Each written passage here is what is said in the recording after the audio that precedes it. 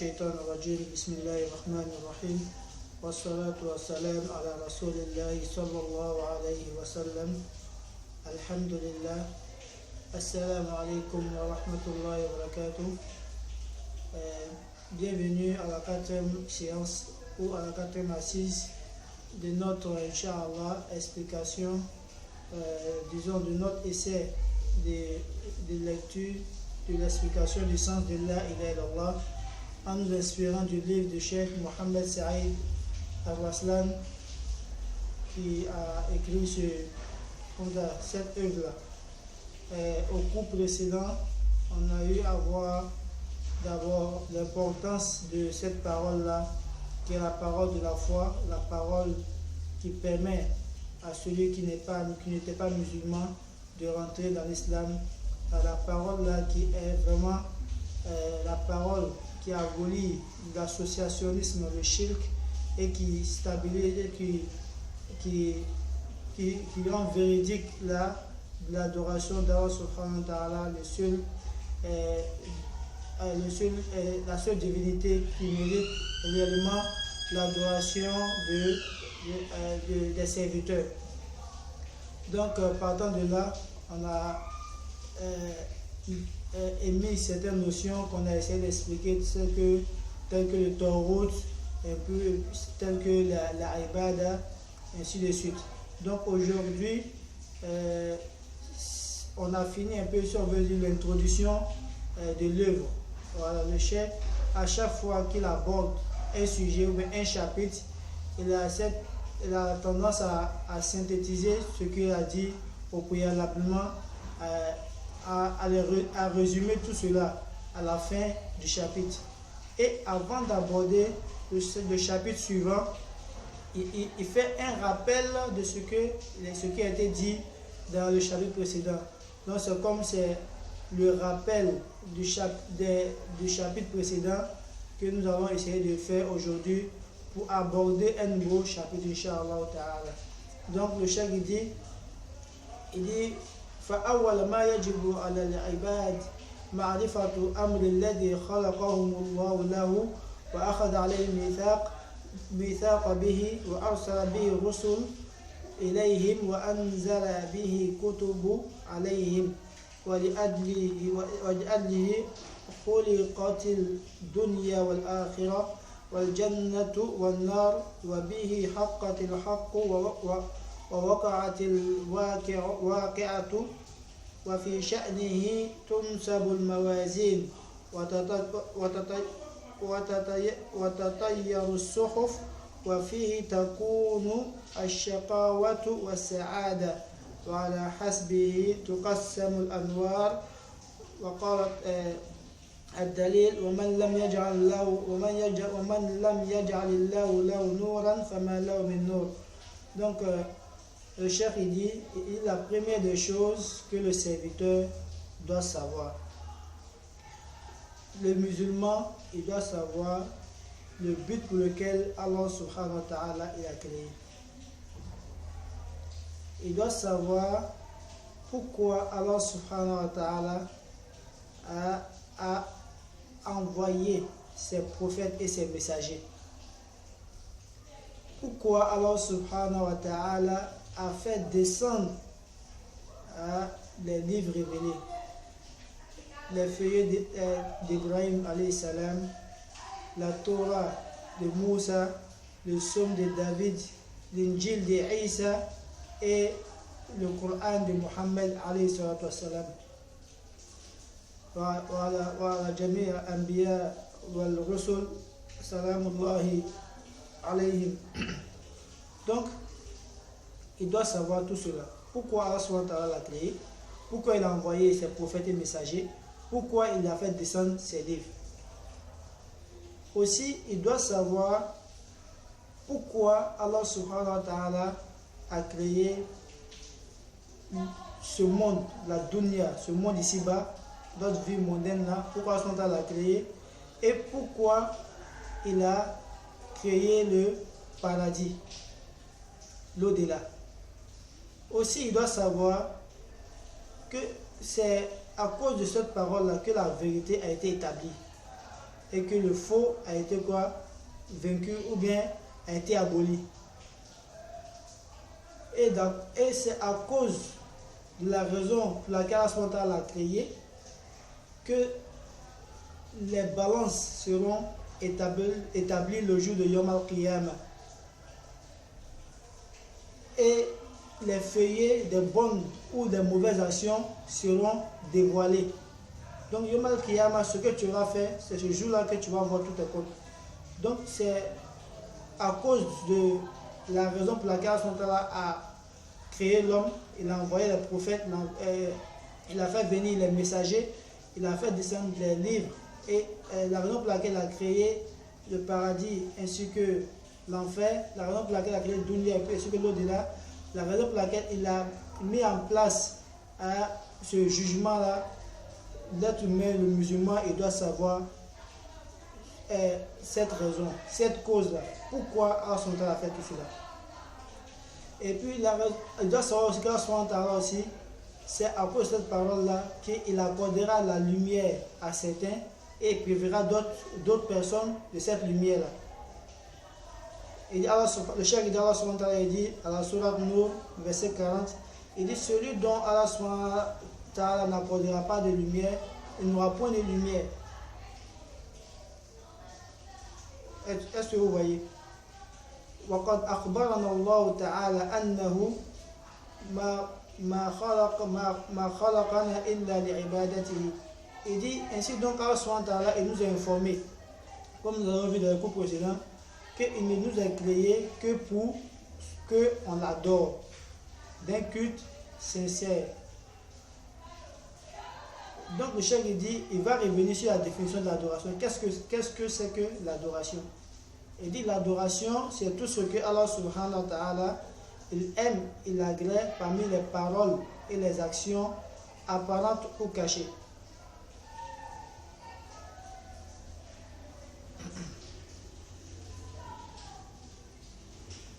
وأصل العبادة وقوامها الذي لا قوام لها بدونه هو التوحيد. Il dit la base de l'adoration qui n'a pas d'autre pilier, qui n'a pas d'autre support plus important, l'adoration, la base de l'adoration qui n'a pas autre base si ce n'est que quoi? Le tawhid, l'unicité de Allah subhanahu wa ta'ala. C'est-à-dire l'adoration est basée sur le fait d'unifier Allah subhanahu wa ta'ala dans l'adoration. C'est-à-dire tout ce que tu fais, tu le fais exclusivement pour Allah subhanahu wa ta'ala. Comme il a dit dans la sourate Bayina, il dit وَمَا أُمِرُوا إِلَّا لِيَعْبُدُوا اللَّهَ مُخْلِصِينَ لَهُ الدِّينَ حُنَفَاءَ. On ne les a ordonné que d'accomplir, que d'adorer Allah subhanahu wa ta'ala d'un culte exclusif, d'accomplir la salat et de s'acquitter de la zakat. Donc la base de l'adoration, c'est le tawhid. Celui qui adore Allah subhanahu wa ta'ala, mais qui adore autre qu'Allah subhanahu wa ta'ala, son adoration est vaine.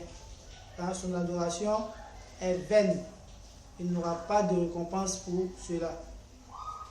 Celui qui adore Allah subhanahu wa ta'ala et il adore autre chose en plus de cela, il ne tirera pas profit de son adoration. Celui qui adore Allah subhanahu wa ta'ala sans sincérité, il ne tirera pas profit de son adoration. Parce que la base, c'est qu'on adore Allah subhanahu wa ta'ala d'un culte exclusif. Lui seulement, il mérite l'adoration.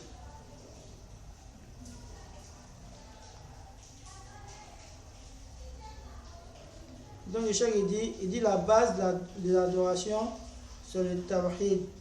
Le tawhid avec lequel les messagers ont été envoyés. Et les livres célestes qui viennent d'Allah subhanahu wa ta'ala, tel qu'on a cité, l'évangile, la Torah, le Psaume, le Coran, ont été révélés pour clarifier le tawhid l'unicité d'Allah subhanahu wa ta'ala aux créatures. ومن أجله أمر بالجهاد وفرض على كل فرد من الأفراد. Il dit c'est à cause du tawhid que le djihad, l'effort, le combat dans le sentier d'Allah subhanahu wa ta'ala a été rendu obligatoire pour tout un chacun d'entre nous.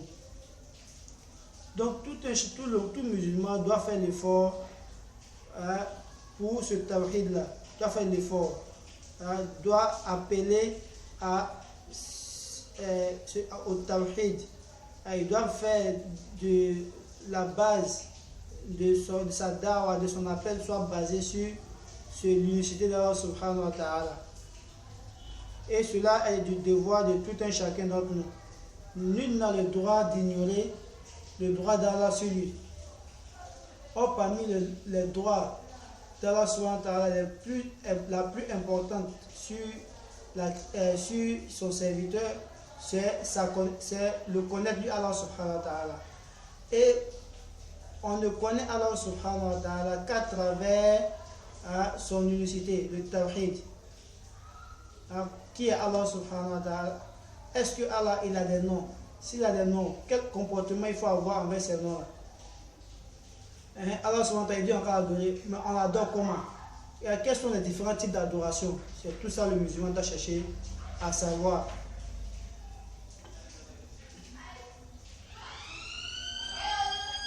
Le cheikh il dit c'est à cause du tawhid, de l'unicité d'Allah subhanahu wa ta'ala, que Allah subhanahu wa ta'ala a créé la vie ici-bas et l'au-delà. La vie ici-bas pour que nous puissions œuvrer, nous puissions vivre au quotidien, œuvrer, appeler au tawhid, pour que dans l'au-delà, Inch'Allah, ce que nous avons œuvré ici, nous puissions tirer profit de cela et avoir l'agrément d'Allah subhanahu wa ta'ala. La dunya n'a pas été créée à cause de quelqu'un, comme certains le disent. La dunya a été créée pour voir quoi? Pour qu'on vienne unifier Allah subhanahu wa ta'ala. Pour qu'on puisse venir œuvrer ici-bas pour demain avoir la satisfaction de notre Seigneur.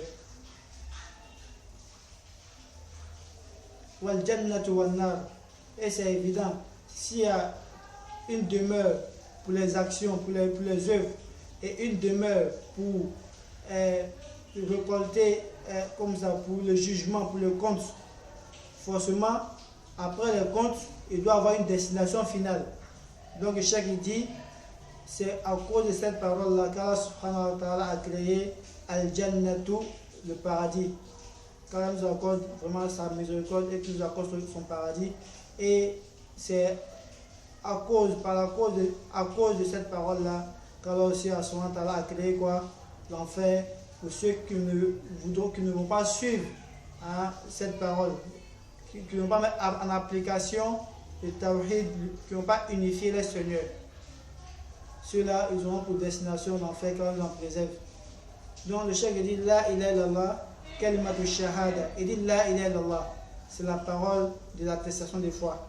Comme on l'a dit, on ne parle de musulmans sans attester qu'il n'y ait de divinité digne d'adoration excepté Allah subhanahu wa ta'ala et que Muhammad sallallahu alayhi wa sallam est son messager.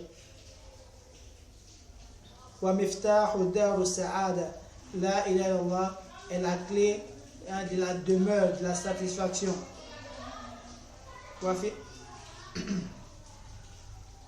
Fahiya aslu ad-din wa asasu. Il dit la ilaha illallah est la base de la religion.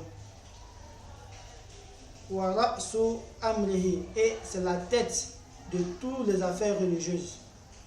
Ça dit, quand on parle de l'islam, d'abord, la première chose qu'on regarde, c'est la attestation de foi.